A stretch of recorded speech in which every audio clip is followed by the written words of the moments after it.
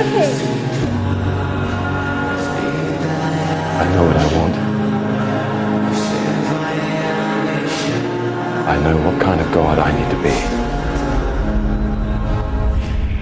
For you. For all of us.